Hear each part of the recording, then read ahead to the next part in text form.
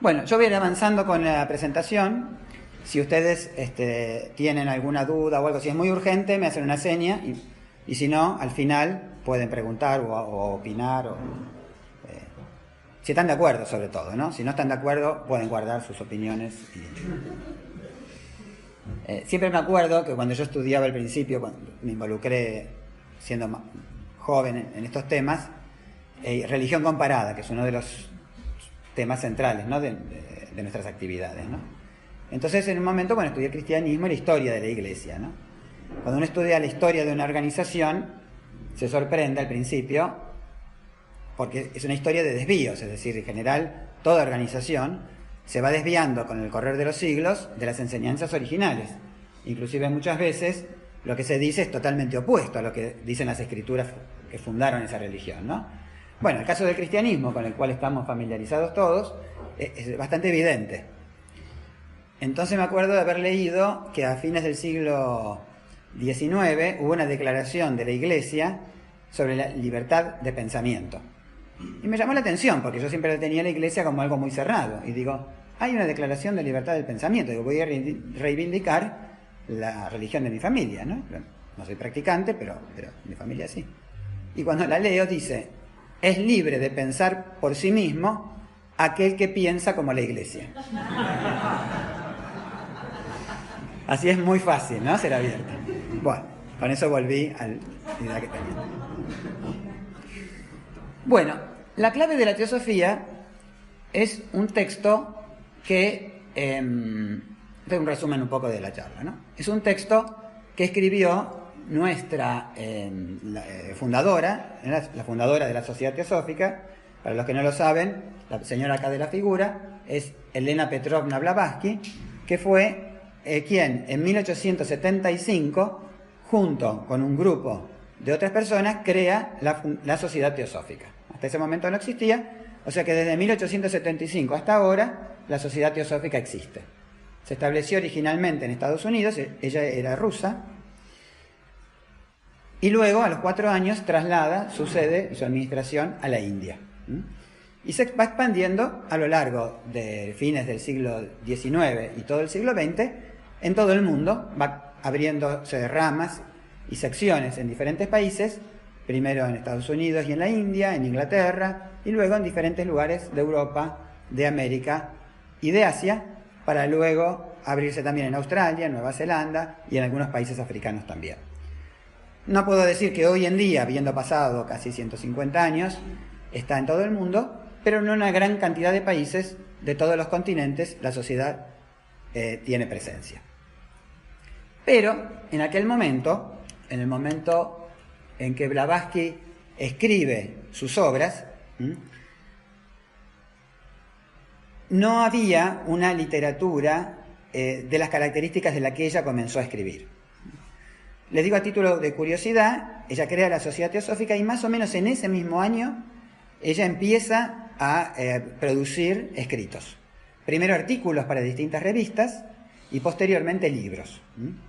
El primer libro que ella escribe es un libro que se llama Isis sin velo, o Isis develada, ¿no? Depende cómo se traduzca el título, que generó mucho impacto en la sociedad de aquella época. Piensan en la época victoriana, ¿no? Donde el positivismo y la ciencia eran vistos como aquello que nos iba a prometer un bienestar y la salvación de la humanidad. El positivismo, la mecanización de la industria y todo eso creó una expectativa de que de la mano de la ciencia y la tecnología todos los problemas del mundo se iban a resolver, que ya no iba a haber más hambre, que no iba a haber más conflictos económicos, que se iba a resolver las guerras. Pasó todo este tiempo y estamos bien lejos de eso, ¿no? Recuerden que había un sueño que decía, cuando la ciencia avance lo suficiente, las máquinas van a hacer el trabajo de las personas y las personas vamos a estar todo el día disfrutando del trabajo de las máquinas. Y no va a haber pobres ni ricos porque vamos a disfrutar. Todo lo contrario, ¿no? O sea, cada vez las cosas en ese sentido, diría que va para peor, pero muchos cambios no ha habido, ¿no? Los problemas del mundo no se resolvieron. Pero bueno, frente a esta postura claramente materialista y una visión del bienestar como algo ligado al económico y al bienestar físico, ella opone o presenta una realidad espiritual que promete mucho más, una solución mucho más duradera, a largo plazo y profunda que cualquier otra solución de tipo físico, porque las satisfacciones físicas son pan para hoy y hambre para mañana, porque todos sabemos que estamos deprimidos, por ejemplo, y decimos, bueno, ¿cómo me puedo levantar el ánimo, no? Bueno, me voy a comprar algo, ¿no? Entonces uno va y se compra algo, qué sé yo. Cada uno le gustan distintas cosas, ¿no? Pero se compra, qué sé yo, un par de zapatos nuevos, una camisa, un libro que tenía ganas, cambia el televisor o los muebles del living y se siente feliz, porque a todos nos gusta, ¿no? Pero ¿cuánto dura esa felicidad? Porque la causa de la infelicidad no era que no estábamos conformes con nuestros zapatos, no estamos conformes con un montón de cosas de nuestra vida y le ponemos tapones, parches y demás, ¿no? Con estas cosas que nos van entreteniendo. El bienestar económico nos trae momentos de satisfacción, pero en realidad es como apartar la cara de los verdaderos problemas, los problemas que están en nuestro interior y que se reflejan en nuestro vínculo con los demás. Y a eso va a atacar la realización espiritual, y la teosofía es una de las tantas vías que existen en el mundo de acceder al conocimiento de sí mismo. Y ella presenta esto que en aquella época cae como una verdadera revelación, porque el mundo oriental era totalmente desconocido para los occidentales. Hoy nosotros podemos hablar de meditación sin ser mirados como locos, la palabra karma se escucha hasta en la televisión, la reencarnación mucha gente cree en Argentina, ¿no? Pero hace 100 años una persona que dijera eso era tomado como un lunático, ¿no? Tal vez fuera cierto, pero bueno, en ese contexto Blavatsky escribe sus libros. Bueno, y este libro es uno de los últimos que escribe. ¿Por qué? Porque después de escribir Isis sin velo, 15 volúmenes de 800 páginas de artículos, imagínense, 15 volúmenes de ese porte, ¿no? En diarios, revistas de toda clase. Y su obra principal, que se llama La Doctrina Secreta, es una obra en 6 volúmenes que pueden ver en nuestra librería, que es un poco la culminación de la enseñanza teosófica, la obra principal que estudiamos los que nos interesan estos temas. Después de haber publicado ese libro, ella se dio cuenta que en ese libro muchos temas relacionados con la vida cotidiana, con fenómenos que nos llegan muy de cerca, no habían sido explicados de una manera clara. El libro de la Doctrina Secreta es un libro básicamente metafísico y le faltaba, a su criterio, un puente con la realidad del día a día. Entonces, para ayudar a construir ese puente y no dejarlo solo en manos del lector, publica este último libro, que fue el anteúltimo antes de fallecer. O sea que publicó después de la Doctrina Secreta, ¿no? Bueno, obviamente ella no lo escribió en castellano, ella era rusa, pero se movió su vida teosófica dentro del mundo angloparlante, es decir, que todos sus artículos fueron escritos en inglés. No todos, algunos tienen francés, alguna cosa en ruso, pero el 99% en inglés. Y todas estas obras a las que yo les hago referencia fueron escritas en inglés. Entonces nosotros, los que no tenemos un inglés lo suficientemente bueno como para leer estos temas en su idioma original, dependemos de traducciones. Entonces, tenemos varias.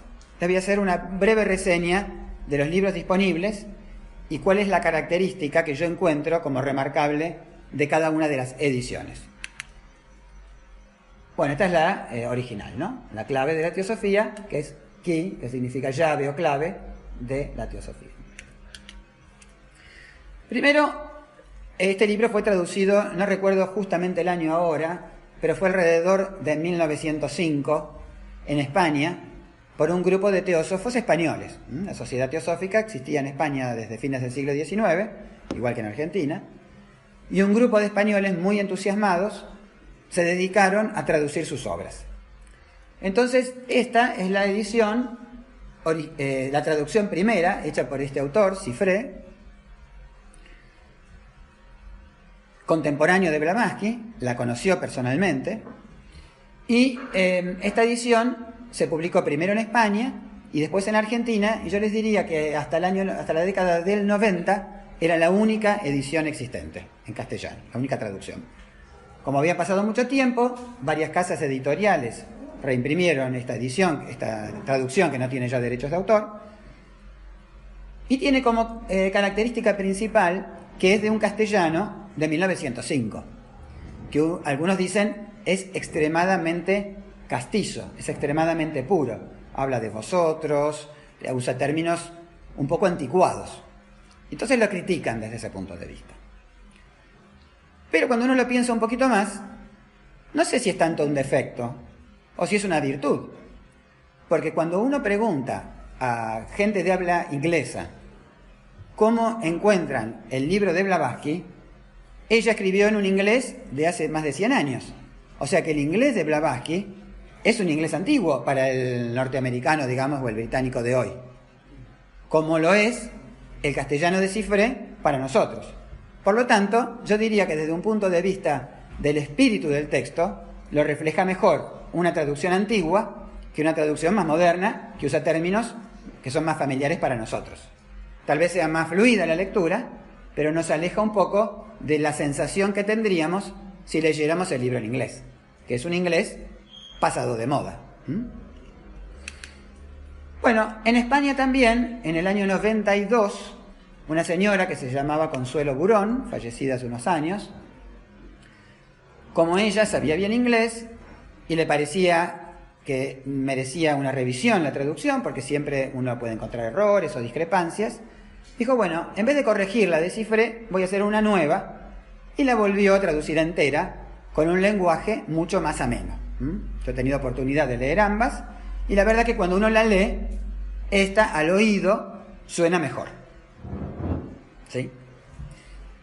Pero tiene un problema, y es que es extremadamente cara. No sé el valor que tiene, pero debe costar como 1.000 pesos. Es una edición de lujo en tapa dura que viene de España. Entonces es difícil acceder económicamente al libro. Entonces uno dice, bueno, ¿a qué cuesta, no sé, 150 en Mercado Libre? Porque ya está agotada. Y versus esto, bueno, me quedo con la otra, ¿no? Cuesta. Es una buena traducción, si alguno la tiene y la puede leer, va a encontrar que es un castellano mejor, en ese sentido, más moderno, y tiene algunas notas agregadas por la traductora, aclaradas que son notas de ella, que también son interesantes. Hace muy poco tiempo, debe ser unos 3 o 4 años, un grupo de teósofos en Estados Unidos, pero de origen hispano, se dedicó a hacer una nueva traducción. No contentos con la española, dijeron no estamos de acuerdo con algunos conceptos, vamos a hacer una propia. E hicieron una nueva. Se parecen bastante. Este sí se consigue, este libro. Pero a mí no me gusta. ¿Por qué? Porque ellos han hecho algunas modificaciones que también hizo esta edición, que ahora les voy a comentar, y tiene algunas formas de traducir el inglés que implican una interpretación. Y hay veces en las cuales uno no está seguro de cómo traducir algo, porque el significado es metafísico. Entonces, en general, yo prefiero, y yo no soy traductor público, pero lo he compartido con otras personas, cuando eso implica una interpretación, atenerse a lo más literal posible, para contaminar con el juicio del traductor lo menos posible lo que el autor hubiera querido decir. Entonces, por ejemplo, una palabra que se dice self en inglés, ustedes saben qué significa self. Auto, uno mismo. También se puede traducir como yo. Por ejemplo, decir myself, ¿cómo se traduciría? Yo mismo, ¿no? En general se lo traduce como yo. The self, el self interno, se lo traduce como el yo interno. Bueno, ellos tomaron otra forma y, por ejemplo, esa palabra self la traducen como ser. Entonces, en vez de decir el yo interior, dicen el ser interior. Tal vez el significado termine siendo el mismo. Pero, en mi opinión, los invito a los que les gusta comparar y los idiomas y qué sé yo, es interesante, qué sé yo. Cuando salió yo me la compré porque me gustó hacer comparaciones y yo veo que tiene esa característica. No diría defecto, pero esa característica. Y por último, la que voy a propagandear yo, que es la que hicimos nosotros, que es esta, que es la que está acá en venta, y la cual van a poder comprar hoy si quieren con un descuento del 20%, por hoy solamente. Que salió a fines del año pasado, que tiene algunas características particulares.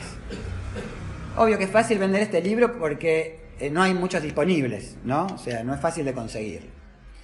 Y resumí las virtudes en 3 puntos, ¿no? El primero, para que quede claro, lo que hicimos fue trabajar sobre la edición de Cifré, o sea, la primera, la más antigua de todas, y corregir cuando nos pareció que el autor se apartaba en su significado de lo que había querido decir Blavatsky, es decir, cuando había discrepancias de traducción. Agregamos algunos párrafos que faltaban, que por algún motivo se habían perdido, de modo que podemos decir que es la traducción de él, con su mismo estilo antiguo, corregida, en lo que a nosotros nos pareció que se apartaba del significado original del término. Y sobre todo corregimos algunos aspectos relacionados con la puntuación, porque había algunos errores de puntuación desde un punto de vista gramatical. La puntuación en inglés es muy distinta del castellano. Y si una persona no sabe mucho inglés, es difícil. A veces ellos usan mucho el punto y coma, que en castellano casi no se usa. Usan en guiones, que en castellano no se usan. La colocación de las comas. Eso les diría yo que fue uno de los trabajos más duros. El segundo asunto es que nosotros respetamos la ortografía sánscrita original. ¿Qué significa esto? Y acá voy a aprovechar para contarles un poco sobre el idioma sánscrito, que es un idioma que nos parece chino, pero no es chino, en el sentido de que cualquiera que esté interesado en conocer las disciplinas esotéricas tiene que adquirir alguna herramienta mínima de este idioma, como del griego y en menor medida algo del hebreo, porque si no hay cosas que no puede entender, porque hay muchos términos que vienen de esas tradiciones, como les voy a explicar en un ratito, y que cuando uno las traduce al castellano, pierde muchísima riqueza el significado del término. Entonces, términos como karma, por ejemplo, no tienen traducción. Uno tiene que entender ese concepto, pero ese concepto en castellano no existe. No hay una palabra para eso. Como el concepto de logos, por ejemplo, en griego. Son conceptos que no se pueden traducir ni al inglés ni a ningún otro idioma que no sea aquel que le dio origen al concepto. Entonces no le digo que uno tiene que aprender esto de acá que ahora vamos a ver, ¿no? Pero algo de sánscrito, perdón, hay que saber. Y para eso, lo mínimo que tiene que saber es lo que les voy a decir ahora. Y es esto. El sánscrito tiene un alfabeto diferente, es decir, que la A no se hace como nosotros la conocemos, sino que la A tiene un simbolito, un dibujo diferente. Como el chino, el sánscrito tiene un alfabeto, que es diferente. Y tiene más letras que el alfabeto latino nuestro. Entonces, cuando el sánscrito fue descubierto por Occidente, entre el siglo XVIII y XIX, los orientalistas británicos y franceses, sobre todo, viajaron y dijeron, bueno, lo primero que vamos a hacer es descifrar a qué sonido corresponde cada una de estas letras del alfabeto sánscrito. El alfabeto sánscrito se llama Devanagari. Eso como dato cultural, si les interesa. Devanagari es el nombre del alfabeto sánscrito, ¿no? Entonces dijeron, bueno, lo primero que tenemos que hacer es pasar una palabra de los caracteres sánscritos a los caracteres latinos. Entonces la A, que se escribe parecido al OM, ese palabrita que ustedes ven, ese simbolito que lo ven, ese sería el equivalente de una A. Bueno, lo convertimos en una A mayúscula, por ejemplo. Y tal otro dibujo va a ser una E, y tal otro dibujo va a ser una S. ¿Por qué? Porque se pronuncia como a nosotros nos suenan las letras. Pero como hay más letras en sánscrito que en inglés o en castellano, entonces se agregaron algunos símbolos, como ponerle una rayita arriba o un acento para un lado, para el otro, para poder diferenciar una letra de otra. La A con la rayita es distinta de la A sin la rayita. Y a eso es lo que se llama transliteración. Transliteración sería escribir la palabra, por ejemplo, karma, en vez de con los caracteres sánscritos, hacerlo con los caracteres latinos. Y traducción significa ponerle un nombre. Por ejemplo, decir karma significa acción, por decir, ¿no? Que es una de las tantas formas de traducirlo. Entonces, si yo digo karma y lo escribo con los términos, los chirimbolitos sánscritos, estoy escribiendo en sánscrito. Si lo escribo con K-A-R-M-A, o sea, en castellano, estoy transliterando, porque es la palabra sánscrita escrito con nuestro alfabeto. Y traduzco, si lo digo, acción. Los resultados de la acción sería una forma de traducir los resultados del karma. ¿Qué prefieren usar, karma o acción? Karma, porque karma es mucho más que acción. Es mucho más que acción. Muy bien, las normas por las cuales se decidió cómo pasar de los caracteres sánscritos a los caracteres latinos recién se escribieron en 1893. Hay varias formas de hacerlo, pero la más universalmente aceptada es esta, que se llama Yast, que se aceptó en ese año. Y la obra de Blavatsky es anterior. O sea, cuando ella escribió no existían estas normas. Y muchos autores y orientalistas anteriores no tenían estas normas. Entonces transliteraban con su propio criterio. ¿Sí? Entonces, ediciones como la de Los Ángeles que les contaba recién, y ediciones de La Clave como las anteriores, lo que hacían era aplicar las normas Yast actuales a la transliteración que había hecho Blavatsky. Y nosotros, cuando hicimos nuestra edición de La Clave, tratamos de atenernos lo más fielmente posible a cómo lo había escrito ella, y no corregirla a ella. Entonces, si ella la A la escribió distinto, nosotros la respetamos como lo puso ella. ¿Sí? Y si se equivocó, reclámenle a ella, ¿no? Nosotros no estamos para eso. Cuando hemos hecho una corrección, lo hicimos como nota al pie, diciendo ahora esto se escribe de otra forma. Pero el que lo lee la obra de ella, con sus modalidades. Por ejemplo, acá, la palabra fácil, todos están familiarizados con esto que dice acá, ¿no? O que dice acá. Estas son dos palabras tomadas en este alfabeto de Devanagari en sánscrito.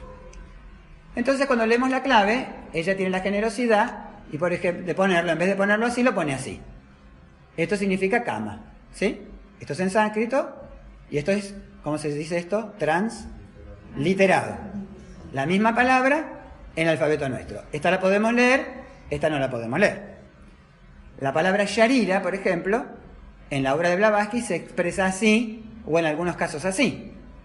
Sharira, es este sonido de esta letra de acá, o zarira, ¿no? Si nosotros lo aplicáramos las normas Yast, se vería así. Kama se escribiría así, con la rayita, ¿sí? Y sharira se escribiría así. Entonces, la obra de la anterior que les conté antes, lo que hizo fue esto, que como lo escribió Blavatsky, lo convierte en esto. No son importantes, uno puede leer el libro y las ideas están, ¿no? Imagínense que esto es más para una persona que tenga un especial interés en el sánscrito. Pero yo entiendo que todo estudiante serio de ocultismo se interesa porque detrás de cada palabra hay un significado. Entonces, cuanto más sepamos de esto, mejor, siempre y cuando no nos dediquemos la vida a estudiar las letras y nos olvidemos de los conceptos, ¿no? Como es más fácil, a veces uno tiende a hacerlo, ¿no? Y el tercer punto que hemos hecho fue respetar lo que se llaman elementos paratextuales, es decir, la itálica, las mayúsculas, las negritas, los subrayados, todos esos elementos que adornan el texto, pero que además lo jerarquizan, había sido modificado en las diferentes ediciones. Entonces el editor de turno le puso mayúscula a lo que le pareció, minúscula a lo que no le pareció. Le puso la itálica a lo que le pareció, las comillas a lo que no. Y lo que nosotros hicimos fue una revisión, que obviamente puede tener errores, pero hemos tratado de respetar al máximo lo que Blavatsky hizo originalmente. Ustedes saben que hay reglas para esto. Está reglado cuándo se pone la comilla, cuándo se pone la itálica, cuándo se pone. Pero esas reglas son recientes, son de los últimos 50 años. En aquella época no existía. Entonces un gramático ortodoxo se horroriza y dice, todos son errores. Bueno, pero no son errores, porque en aquella época no era un error. Entonces, si ella puso en itálica para enfatizar, bueno, respetémoslo, porque hemos tratado de llevar al público el libro que ella escribió lo mejor que se puede. Entonces, más allá de que pueden encontrar algún error, estos fueron los criterios que se aplicaron para esta edición, ¿sí? Que ustedes pueden adquirir hoy con el 20% o más adelante cuando quieran. También está disponible digital, no mucho todavía porque recién lo sacamos el libro, pero pronto libre, porque nuestra intención no es hacer un negocio con los libros, sino que el libro se lea y se difunda. Entonces no podemos regalarle a todos los libros en papel porque son muy caros, pero el PDF se puede. Entonces preferimos vender algún libro menos y que todo el mundo pueda acceder al texto. Así que calculo que antes de fin de año ya va a estar difundido el PDF. Y de paso les digo que nuestra página web, además de las actividades, tiene muchos materiales, sobre todo materiales que no están disponibles en papel. Así que cada tanto pueden ir a mirar y van a ver videos, van a ver audio, que son lindos para los que manejan, escucharlos en el auto, o las personas que trabajan, que llevan una actividad mecánica y pueden escuchar, y muchos libros y artículos. Bueno, el texto está redactado a modo de preguntas y respuestas. Por eso también es bastante dinámico de leer. Ella lo que fue, a lo largo de su vida, recogiendo preguntas, inquietudes, acusaciones y críticas de todo tipo, y de ese acervo de comentarios que ella fue recogiendo, con eso fue armando este libro. Entonces, va contestando preguntas, que en realidad es un falso diálogo, ¿no? Porque ella hace las preguntas y ella hace las respuestas, pero son preguntas que muchas veces uno dice, lo hubiera hecho yo perfectamente, ¿no? Entonces, desde ese punto de vista es muy ameno, es un libro que se va llevando, es como una conversación, como un diálogo. Por eso también es el libro que nosotros usamos como libro guía o central en el curso de Teosofía. Ese folleto rosa, que yo les hablaba recién, se desarrolla teniendo como libro principal de estudio el libro de la clave, que tiene un, entre comillas, defecto o una característica. Ustedes saben que eso de defecto a virtud es relativo, y es que es un poco desordenado. No es que dice, toca un tema en un capítulo y lo agota y después pasa a otro tema, como uno está acostumbrado, ¿no?, cuando lee un libro académico, sino que va yendo y viniendo con los temas continuamente.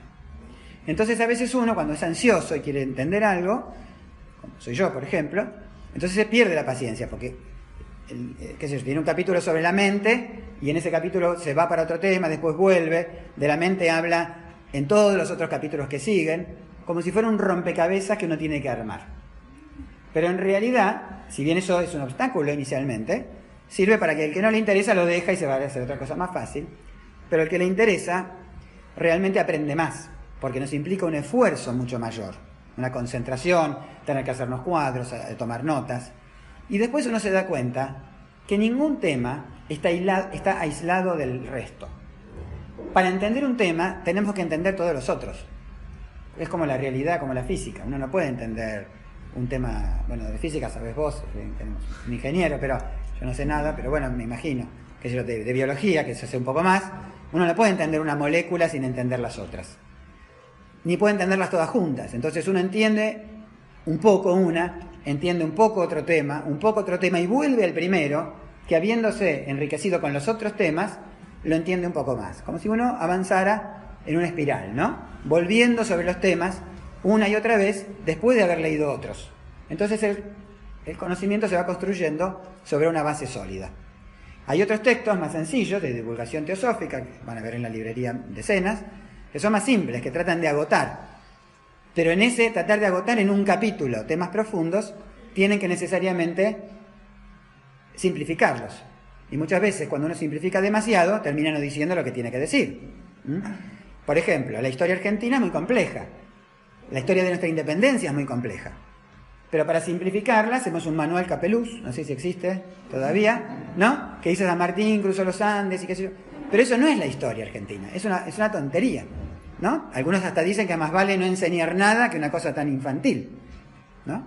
Entonces, entre el manual Capeluz y una investigación de un historiador en las cartas originales de San Martín y todo eso, hay una gama de textos, ¿no?, más profundos o menos profundos, que nos van a relatar la realidad más como es o menos como es. Cuanto más simple, más una Biblia para niños y más una no Biblia, ¿no?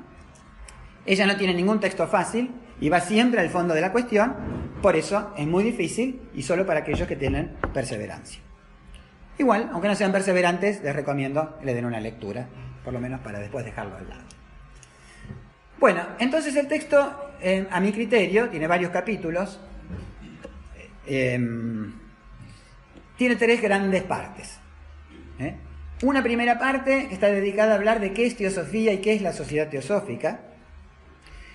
Un segundo grupo de capítulos donde expone las principales doctrinas y enseñanzas teosóficas, Y una última parte donde habla sobre la aplicación práctica de la teosofía, que es, yo creo, una de las joyas de este libro. Muy bien. ¿Qué es teosofía? Bueno, uno diría, piensen cada uno de ustedes qué es teosofía. ¿Todos tienen una idea más o menos? Aunque sea fantasiosa. Bueno, eso no es, les diría yo, ¿no? Eso no es. Entre los miembros de la Sociedad Teosófica, desde sus orígenes hasta ahora, nos cansamos de debatirlo y llegamos siempre a definiciones y conceptos, pero nunca nos termina de satisfacer porque siempre hay algo que nos queda fuera. Entonces, uno va a la fuente y dice, bueno, ¿qué dijo Blavatsky de qué es teosofía? Tiene un libro con un capítulo casi entero dedicado a eso. Y ella lo define en un sentido verdaderamente amplio del término, haciendo un breve raconto histórico, en el cual yo no me voy a detener porque ya nos queda poco tiempo, y de alguna manera nos dice que teosofía es la realidad, o aquello que es cierto por sí mismo. Y acá se contrapone el concepto de la realidad versus el conocimiento que nosotros tenemos de esa realidad. Entonces, no quiero ir demasiado rápido, prefiero por ahí saltear alguna parte y no pasar, porque ir muy rápido y no entender nada tampoco tiene sentido, ¿no? En la doctrina oculta solo tiene verdadera realidad aquello que es permanente. Aquello que no es permanente, en definitiva, no es más que fugaz, transitorio, y desde ese punto de vista no auténtico, falso. ¿Por qué? Porque nada que sea impermanente tiene una verdadera realidad. ¿Qué significa esto? Que nosotros con nuestra mente reconstruimos a partir de algo que es cambiante algo permanente. Y voy a ir a un ejemplo clásico que a lo mejor muchos ya lo han escuchado muchas veces y están cansados. Esa frase de un filósofo griego que dice que nadie baja 2 veces al mismo río, ¿no? ¿Por qué? Dice, yo veo el río y veo un río. Y digo, qué lindo río.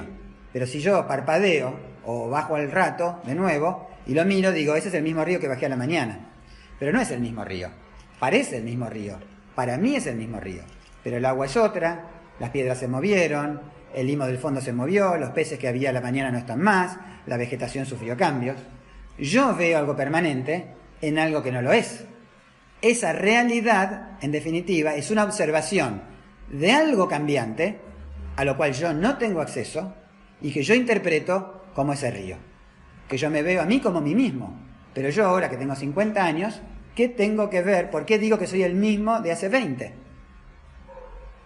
Nada en mí es igual. Soy la consecuencia de aquel veinteañero hoy, pero no soy esa persona. No tengo un solo átomo en mi cuerpo que sea el mismo. Las ideas se han modificado, mis capacidades se han modificado, para menos en general. Muchas cosas han cambiado. No soy el mismo, soy otra persona, que tengo algún vínculo con ese. Pero yo me miro al espejo y digo, yo a los 20 años, yo ahora, yo mañana no voy a ser yo. Pero mi mente necesita construir ese conocimiento. Bueno, cuando nosotros hacemos estudios espirituales o ocultistas, tratamos de acercarnos a esa realidad que está oculta tras el cambio. Ese es el trabajo esencial de autorrealización en ocultismo, el descubrir esa realidad permanente que no está dentro ni fuera de nosotros mismos, ¿no? En general el camino es hacia adentro porque está en todas partes, porque es lo único que existe. Eso es la teosofía. Hay muchas formas de acercarse a este conocimiento. Podemos hacerlo a través del hinduismo, a través del budismo, voy a poner ejemplos de religiones, ¿no? A religión del cristianismo. Muchos caminos van hacia eso, sobre todo si lo practicamos desde el punto de vista esotérico, ¿no? Si uno va a la religión vulgar, ninguna de las religiones vulgares nos va a llevar muy lejos, pero las vías esotéricas estaban, en algunos casos se pueden haber perdido, ¿no?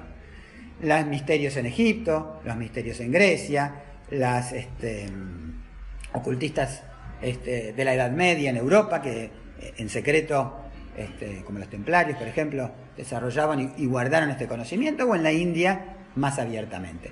Esas vías de conocimiento, todas nos deberían llevar o apuntar a lo mismo. Ese conocimiento único nosotros lo llamamos teosofía, ¿Por qué? A ver si lo puse acá.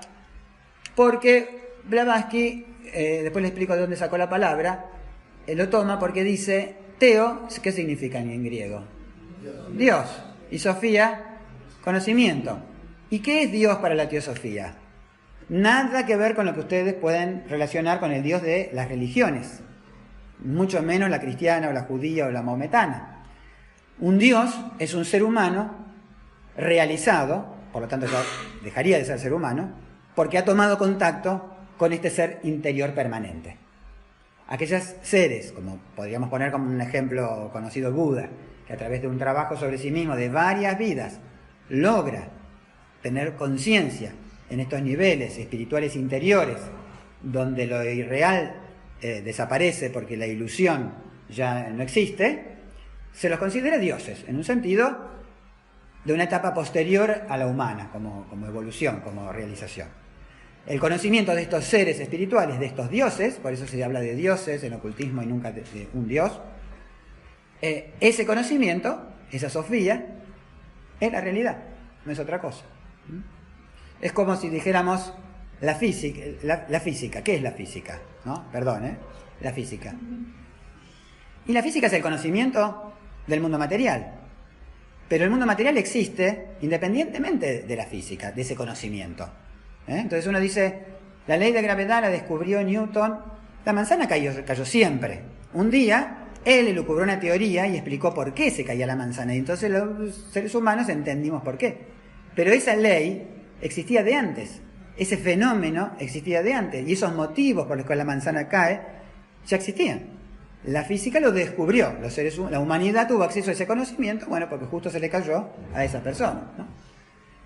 Caía a mí, no hubiera pasado nada, me hubiera comido, seguía igual. Bueno. Entonces, desde ese punto de vista es la teosofía. Entonces es muy amplio el concepto que Blavatsky nos da.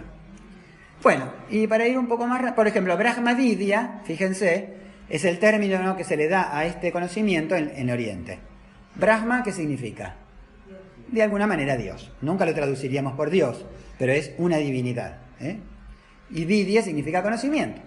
Del mismo modo que teosofía es el conocimiento de los dioses o conocimiento divino, como podría ser más propia esta traducción. Y hay otros ejemplos que no traje. Bueno, brevemente, esta palabra fue utilizada, cuando uno lo rastrea históricamente, por la escuela neoplatónica. No voy a hablarles mucho de eso, pero el neoplatonismo surge allá por el siglo III de nuestra era, de la mano de este personaje, Amonio Sacas, y luego es desarrollado por Plotino, que lo que ellos hacen es, casi 600 años después de la muerte de Platón, donde la escuela platónica estaba en decadencia. Platón es considerado uno de los iniciados más grandes que ha tenido la humanidad, y que ha dejado escritos importantes que podemos leer. Y Plotino lo que hace es reformular para su época, porque para nosotros nos parece que 300 antes de Cristo, 300 después de Cristo es lo mismo. No era lo mismo, aún para ellos. Es como hablar nosotros del año 2000 o año 1400. No es lo mismo, ¿no? Bueno, para ellos tampoco. Tal vez no hubiera tanta diferencia, pero era importante. Y él lleva el mundo romano, porque ya Roma había conquistado todo el Mediterráneo, las enseñanzas platónicas con un nuevo lenguaje, y en este seno de esta escuela, entre Alejandría y Roma, aparece el concepto de teosofía. Y de la tradición neoplatónica, Blavatsky deriva sus principales enseñanzas, de la oriental y de la neoplatónica. Por eso, yo les decía que un estudioso de las ciencias ocultas tiene que manejar las enseñanzas orientales y también las occidentales, y de las occidentales la principal es la tradición griega, platónica. Después hay otras cosas que suman. Saber de Cábala suma, saber de mitología y tradición egipcia suma, pero esto uno no podría dejar de saberlo porque están expresadas las principales enseñanzas de una manera completa y bastante accesible al no iniciado como nosotros. Uno lee el libro tibetano de los muertos, el libro egipcio de los muertos, no entiende nada. ¿Y dónde están las claves? Acá. Bueno, en los 10 minutos que nos quedan, les voy a enumerar nada más cuáles son las enseñanzas fundamentales que están expuestas en el libro. Primero, el concepto de la unidad de la vida, que un poco hace referencia a lo que yo les decía recién, esta realidad fundamental permanente, en definitiva es una, omnipresente y que explica absolutamente todos los fenómenos que existen en este universo tan diferenciado. Nos explica que la humanidad, en definitiva, tiene una unidad espiritual y que la ilusión de vernos separados, que nos hace pelearnos en nosotros, abusar entre nosotros, sentirnos aislados a veces, no es más que producto de una ilusión mental nuestra, y que el trabajo verdadero es el trabajo sobre nuestra propia mente, ¿verdad? De ahí se deriva toda la tradición, por ejemplo, del Raya Yoga, ¿no? Por acá tenemos un experto, ¿no?, en trascender el yo, acá, listo. Que también está expresado en el pensamiento occidental, en la línea platónica y en otros. Y también desarrolla el concepto sobre el lugar de la oración, porque dice, si Dios, como nosotros lo conocemos, no existe, si no hay un Señor, porque lo que la tradición teosófica dice es que esa realidad es el universo mismo, y que eso ha existido siempre. Hay momentos en los que esta ilusión que llamamos manifestación se produce, y otros momentos en el que esto no se produce, pero esa unidad esencial existe siempre, y lo que no existe es un Dios, un Señor en una nube, que dice yo existo siempre y creo al universo de la nada, y creo al hombre débil, y como se equivoca lo castigo. Eso, según la interpretación esotérica, en realidad es una alegoría, y tomado literalmente como hace la religión, está mal, digamos, no hay una existencia de un ser de esa naturaleza. El único Dios es nuestro yo interior, que es el mismo en todos nosotros. Por lo tanto, la oración vulgar de, por ejemplo, yo tenía a mi hijo, ¿no?, que tenía que dar un examen y rezaba que le vaya bien. Bueno, eso es anti-espiritual. ¿Por qué? Porque lo que nos dice, como lo voy a explicar ahora con el karma, la teosofía es uno tiene que trabajar uno mismo por mejorar su condición y no pedirle a una fuerza superior que nos haga regalos, porque no hay regalos en la vida. Uno va recibiendo lo que se merece, lo que conquista. ¿Hay injusticia? Sí, hay injusticia. Entonces la oración vulgar, como lo promovió la Iglesia durante siglos, lo que hace es esclavizar al hombre de un ser superior y de un intermediario, que justamente son ellos, para poder que nos perdone, que no nos perdone, que nos entienda, que no nos entienda. Pero la verdadera oración, que los místicos cristianos la tienen bien clara, se define como el anhelo del alma por conectarse con su fuente, que no tiene nada que ver con ir a San Cayetano a pedirle trabajo. Nada que ver. Es un acto místico la oración, el estado de oración, como hablaba Sor Juana Inés de la Cruz y otros, Santa Teresa de Ávila, ¿no? No tiene nada que ver con eso. Y esto lo trata muy bien en este libro, en la primera parte. Luego habla sobre la naturaleza oculta del ser humano y nos explica, a través de comparación de los sistemas griegos y orientales, que lo hace muy, muy en profundidad en la clave, que el ser humano es un ser que tiene varias almas. Que cuando decimos yo, el alma que habla puede ser una o puede ser otra. Y esto los voy a dejar así misterioso para que lo lean ustedes, porque no tenemos tiempo, pero que hay ya varios yoes dentro nuestro. Y hay un ejemplo que hace mucho que no menciono, seguramente los que me escucharon antes se olvidaron. Todo el tiempo hay contraposiciones de intereses dentro nuestro, ¿no? Por ejemplo, qué sé yo, hoy yo tenía que hacer algo a la mañana que quería hacer, pero como ayer me acosté tarde, cuando sonó el despertador, había dos yoes. El que quería levantarse y hacer esa actividad y el que quería seguir durmiendo, ¿no? Había un yo más físico y un yo más emocional, ¿no? Y hay otros. Pero ustedes fíjense como en cada acto de nuestra vida tenemos una parte nuestra que quiere y una parte nuestra que no quiere. Aún en el nivel emocional más instintivo, ¿no? Estoy hablando de algo para que sea tangible, ¿no? Ni que hablar cuando uno dice quiero realizarme espiritualmente. Todos los otros yoes se ponen de acuerdo para decir no, querido, porque tu éxito es la muerte nuestra. Entonces si vos te realizás espiritualmente, el paladar no va a tomar más vino, no va a salir más al de milonga, no va a salir más al cabaret, que es la cosa que me gusta a mí.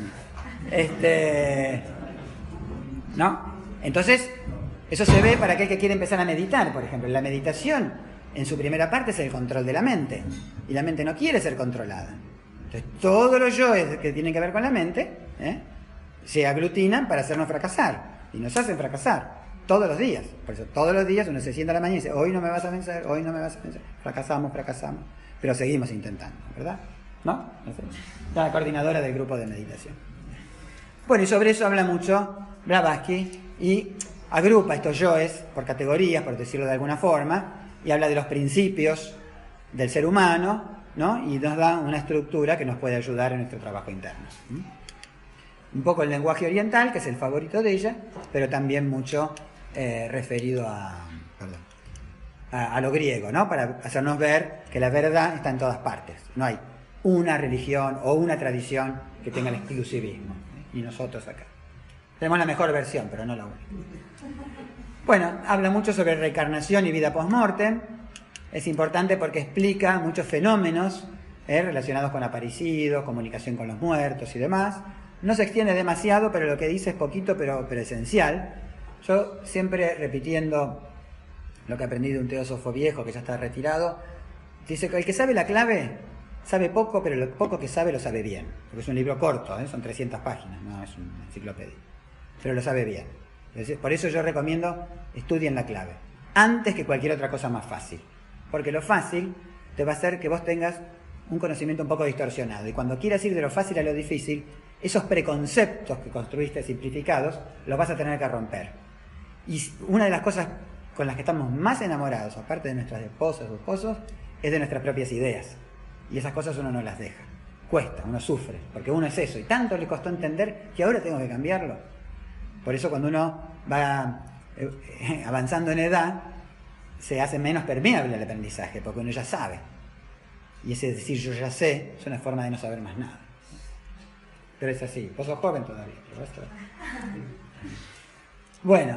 Bueno, y algo se habla sobre vida post-mortem, que es muy interesante, y los dejo acá con eso, porque ya nos quedan 5 minutos. Una de las últimas enseñanzas fundamentales, habla sobre la ley de karma, que lo toma como ley, y en algún momento ella explica cómo karma y esta unidad espiritual fundamental son la misma cosa, y que tiene múltiples expresiones en este universo diferenciado e ilusorio. Habla del karma como ley, del karma como ley como ley de causación, ¿sí? Pero lo opone a un concepto mecánico, ¿no? Porque uno dice, bueno, si todo efecto, si toda cosa que ocurre tiene una causa, esa causa es un efecto a su vez de una causa anterior, entonces, una vez ocurrida la primera causa, todo lo demás ocurre mecánicamente, ¿no? Como una ficha de dominó, ¿no? Esos dominós que uno cuando era chico ponía así, ¿no? A uno le gustaba tirar la primera, taca, taca, taca, taca, todo iba a caer. ¿Dónde queda la decisión? ¿Dónde queda el libre albedrío? Si todo estuviera ya dado, si la astrología tuviera en las estrellas escrito el destino de la humanidad, no me esfuerzo más por nada. Me voy a la milonga, como decía recién, y ya está. ¿Para qué voy a hacer esfuerzo? Bueno, y acá explica por qué no, y cuál es el lugar que tiene el libre albedrío, y por qué, a pesar de haber karma, la vida está llena de injusticias. Porque el hombre tiene libertad, no infinita, pero tiene un rango de decidir. Por ejemplo, nosotros no podríamos decidir ser caballeros templarios, porque ya no existen más. Nos tocó nacer en el siglo XX, todos en el XX, no hay nadie tan joven. ¿Vos por ahí? No. En el siglo XX, así que hay cosas que no podemos hacer. Nos tocó nacer en Argentina y eso nos impone condicionamientos. Y nos tocó nacer en una determinada familia y eso nos pone condicionamientos. Pero dentro de todos esos condicionamientos podemos elegir. Podemos levantarnos a la mañana y seguir durmiendo, qué sé yo. Hay elecciones que podemos tomar.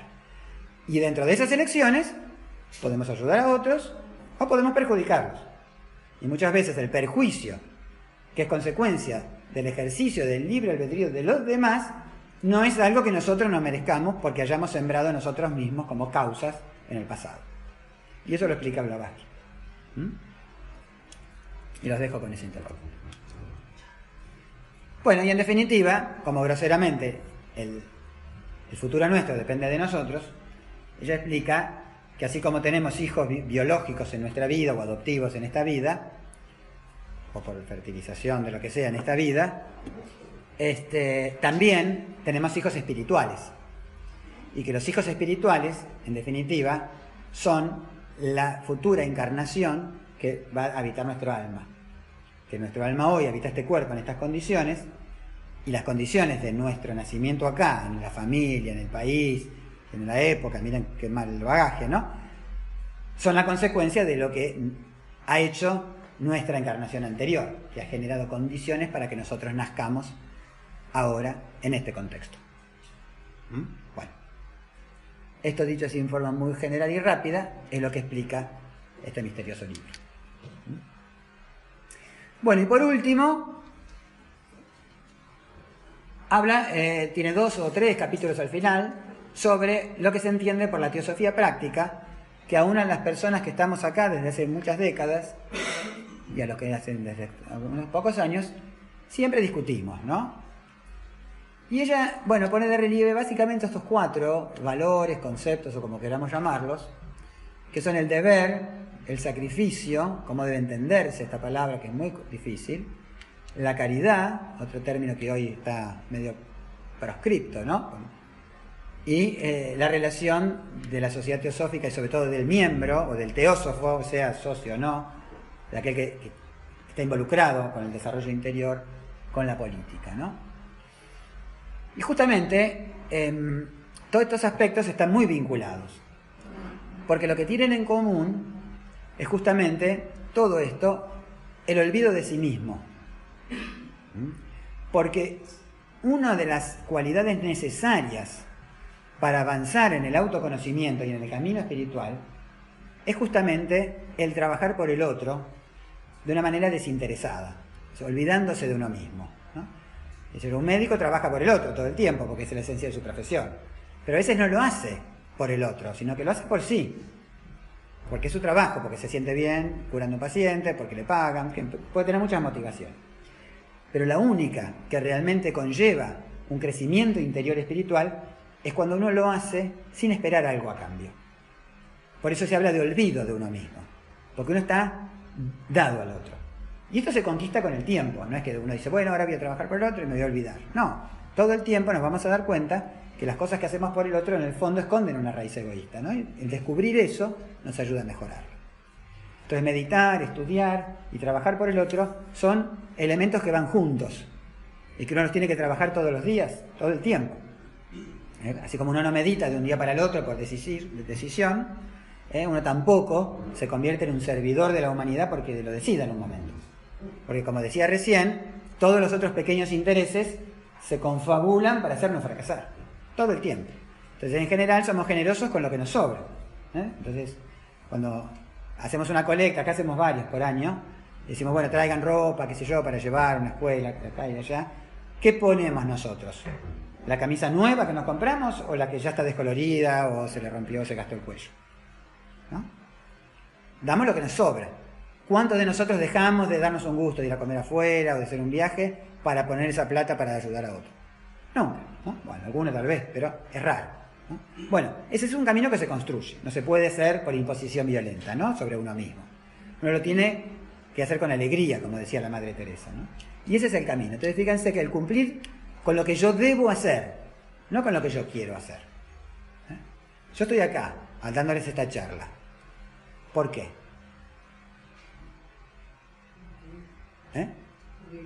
Porque quiero y porque debo. ¿Por qué? Porque no había nadie para darla y ahí tenía que dar la charla, entonces digo, bueno, es mi deber salir y poner el pecho a las balas, como diría, ¿no? Pero en el fondo, yo quiero estar acá. Estoy seguro que hay una combinación de un sentido del deber y de una voluntad, de un gusto, de un placer por hacerlo. ¿Sí? ¿Por qué? Y bueno, porque a lo mejor era una forma de repasar el libro, de sentirme importante, ¿no? De muchas cosas, ¿no? Pueden haber detrás del gusto de estar acá hablando. Les pongo como ejemplo, lo mismo ustedes. ¿Por qué vinieron acá? Un sentimiento del deber, tenían curiosidad, querían satisfacer alguna necesidad. ¿No? Posiblemente haya un poco de todo, ¿no? Cada uno analizará dentro de sí, en la vida en general, cuando uno hace algo por los hijos, cuando los lleva al cine, cuando los lleva al colegio, cuando los reta, cuando se pelea con los padres, cuando en el trabajo, muchas situaciones en las cuales hay un poco de deber y un poco de placer, y un poco de querer. Cuando el deber es lo que predomina, uno se va acercando a la autorrealización. Cuando uno ya no piensa en lo que uno quiere, sino en qué es lo que tiene que hacer. Y ahí es cuando implica el sacrificio, donde uno deja de hacer lo que quiere para dar lugar a lo que debe. La caridad, que es cuando uno se desprende, que tiene que ver con el sacrificio. Y por último la política, ¿por qué no? Y fíjense cómo ella respecto a la política, donde obviamente que no habla del partido de nada, ¿no? Ni de Macri, ni de Cristina, no anticipó sobre ese tema. Ella dice, cada teósofo está obligado a esforzarse al máximo para ayudar con todos los medios a su alcance a todo esfuerzo inteligente, acá viene nuestro criterio, y bien enfocado, que tenga como objetivo el mejoramiento de la condición de los menos afortunados. O sea que un teósofo debería tener cierto grado de compromiso político, lo que no significa ir al partido. Política significa vincularse con lo social, de preocuparse por el otro, ¿no? Entonces por ahí, qué sé yo, a mí no me gusta Macri porque no me gusta, porque me parece que tengo mala opinión de él. Y de Scioli y todo eso también. Y si voy al Partido Obrero tampoco me gusta. Pero eso no debería impedirme hacer algo por la condición de quienes yo considero que puedo ayudar, que son menos afortunados que yo en algo, y yo tengo que trabajar por eso, ¿sí? Y si me estoy convencido de una ideología política, ¿por qué no en eso? Siempre y cuando tenga esto, un esfuerzo inteligente que eleve espiritualmente a la humanidad. Y si militar en un partido nazi, por ejemplo, vamos a suponer que para salir de la Argentina, muchos pensaban, era un partido político, y si es el mejoramiento, sí, pero ¿es desde el punto de vista espiritual? ¿No? No, pongo algo que es indiscutiblemente negativo, ¿no? No, porque eso implicaba el exterminio de una cantidad de gente, bueno, que desde espiritual no tenía nada, ¿no? O si uno quiere sumarse a ese tipo de cosas, ¿no? Entonces, con el propio criterio, uno hasta debería, si se considera trabajador y estudioso de las disciplinas espirituales, tener preocupaciones por lo social y hacer algo relacionado con esas preocupaciones. Tal vez algunos dijeran, no, yo no estoy para dedicarme a la gran política, pero uno puede ir a un centro un club social de la cuadra, puede ir a una agrupación, qué sé yo, de jubilados, no sé, cada uno en su medio tiene muchas formas de actuar corporativamente en grupos que ayuden a la elevación espiritual de esas personas, a veces sin ni siquiera decir que eso es lo que está haciendo. Cuando un médico, por ejemplo, escucha cariñosamente a un paciente, lo contiene, le da una palabra de aliento, lo está elevando espiritualmente, aunque no se lo diga. Y esa acción no es exclusiva de los médicos. Yo digo eso, pues, bueno, porque yo soy médico, pero cada uno de ustedes tiene 1000 oportunidades por día de ayudar en este sentido. Cuando uno lo hace a través de una institución, potencia sus efectos. Porque, vamos a suponer, uno va a un club de barrio, como el del Club Oeste, que está acá a la vuelta, o el Club Italiano, y juega a las bochas. Ese jugar a las bochas puede ser una cosa competitiva, ¿no? Frívola, chabacana, o uno puede ser que eso sea un núcleo de contención de la gente, donde la gente ve ahí y sienta que trabajan en un proyecto común y se eleven entre ellos sin uno mencionar un término sánscrito, un término griego, ni nada de lo filosófico, sino solo con el ejemplo de lo que uno es, que es el único ejemplo que podemos dar. Bueno, habiéndose cumplido el tiempo, entonces, les recuerdo la tapa de nuestro libro y que hoy está. Muchas gracias.